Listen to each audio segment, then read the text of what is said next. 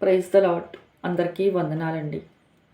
సూలుపాకలో ఉన్నప్పుడు, బాలుడిగా ఉన్నప్పుడు ముగ్గురు జ్ఞానులు వచ్చారు. వాళ్ళు ఏమేమి తెచ్చారు అవేంటో మీకు తెలుసా? బంగారము, బోళము, సాంబ్రాణి కదా. అవి ఏంటో ఎందుకు తెచ్చారో చాలామందికి తెలియదండి. బంగారం రాజరికానికి గుర్తు, బోళము మరణానికి, పునరుద్ధానానికి గుర్తు, సాంబ్రాణి యాజకత్వానికి గుర్తు.